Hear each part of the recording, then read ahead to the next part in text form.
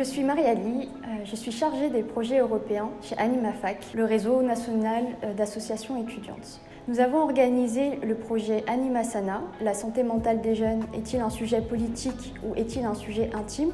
en partenariat avec Génération Cobaye et Nightlight France. Ce projet est un projet de dialogue structuré soutenu par le programme Erasmus+,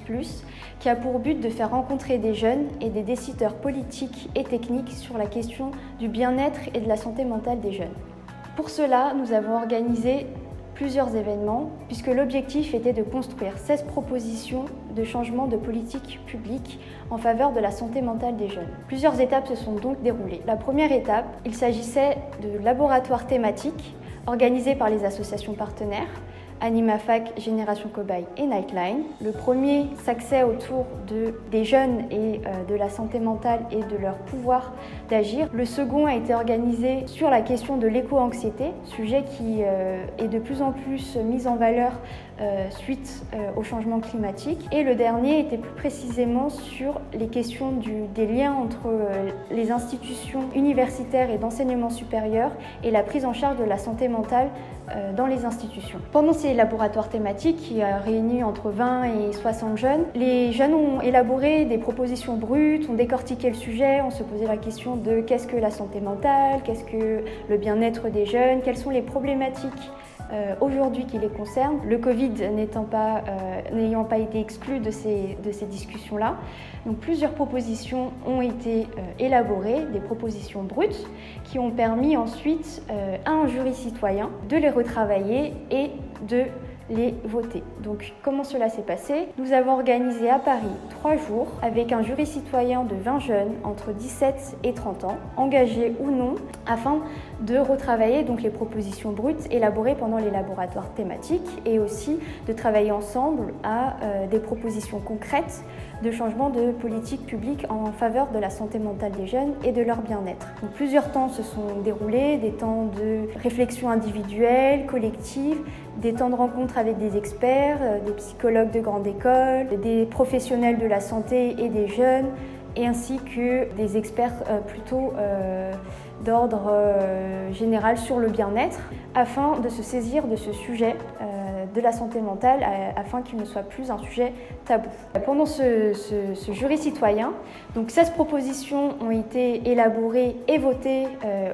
à la majorité, qui ensuite ont été retravaillées et approfondies pendant des ateliers organisés par des associations du réseau, notamment ESN France et Cheer Up,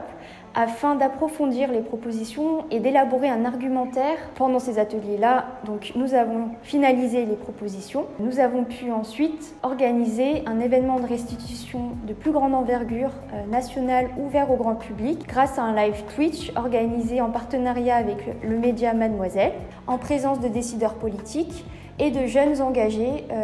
pour mettre en valeur leurs initiatives. Qu'est-ce qui a été mis en place pendant la crise Covid pour soutenir la santé mentale et le bien-être des jeunes, et pour discuter des mesures à prendre et des applications concrètes des propositions du jury citoyen. Les 16 propositions se sont axées autour de 4 thèmes identifiés par le jury citoyen. Le premier étant l'allocation supplémentaire de fonds et de moyens à la fois humains mais aussi financiers en faveur de la santé mentale des jeunes, puisque par rapport à d'autres pays européens, nous avons une enveloppe budgétaire au niveau national qui est largement en dessous des recommandations au niveau européen. Ensuite, le second axe concernait davantage la sensibilisation et la formation des citoyens et citoyennes sur la question de la santé mentale, c'est-à-dire à la fois les jeunes qui ne se sentaient pas concernés ou ne se sentent pas concernés par ce sujet-là, afin d'identifier des problèmes de mal-être ou de santé mentale auprès de ses pairs ou de son entourage, mais aussi une formation plus destinée aux professionnels, en contact avec des jeunes à la fois au niveau scolaire mais aussi extrascolaire dans les activités pour identifier les problèmes de santé mentale et permettre d'orienter les jeunes vers les bons dispositifs, ce qui amène le troisième axe de réflexion qui a davantage porté sur l'orientation et une meilleure visibilité des dispositifs existants et une meilleure communication à ce sujet, parce qu'il existe des dispositifs en faveur de la santé mentale des jeunes, mais qui sont peu connus ou que les jeunes osent peu utiliser. Et donc l'idée serait de sensibiliser, de rendre plus accessible et plus facilement accessible toutes ces informations. Et enfin, le quatrième thème et les quatrièmes axes identifiés par le jury citoyen étaient plus ambitieux puisqu'ils concernaient l'élaboration de standards en matière de santé mentale et de bien-être. Par exemple, par la rédaction d'une charte du bien-être avec des